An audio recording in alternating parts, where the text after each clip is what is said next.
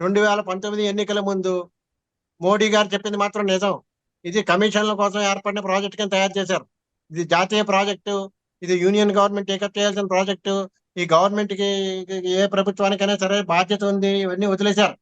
ఇది కేవలం ఒక ఆయన అన్నట్టుగా ఏటీఎం అని వాడాడు. నేను ఏటీఎం అంటలేదు కానీ కమిషన్స్ కింద, లేకపోతే వాళ్ళకి కావాల్సిన వాళ్ళందరికీ వర్క్స్ ఇచ్చుకోవడానికి ఇలాంటి ఇలాంటి వాటి గురించి ఏజెన్సీలు మార్చడం, ఇవన్నీ జగన్ చేసిన అలాగే చేశాడు, చంద్రబాబు నాయుడు చేసిన అలాగే చేశాడు.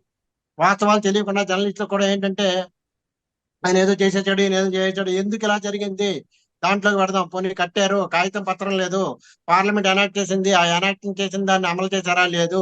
నీతి ఆయోగ్ పార్లమెంట్ కంటే ఎక్కువ అండి. నీతి ఆయోగ్ వాళ్ళు చెప్పారు, వాళ్ళు చేసుకుంటా ఉన్నారు, వీళ్ళు ఇచ్చారు ఏంటి వాడు చేసుకుంటాను అన్న ఏంటి, వీడు ఇవ్వడం ఏంటి అనుకుంటున్నారు. ఇది ఒక చిన్న ఒక 1000 రూపాయలు అప్పిస్తేనే ప్రామిసరీ నోట్ రాసుకుంటాడు కదా పల్లెటూళ్ళలో కానీ, ఎక్కడైనా కానీ, 1,00,000 రూపాయలు అప్పిస్తే ఏమీ లేకుండా ఎవడైనా ఇస్తారో చేబదుల కింద.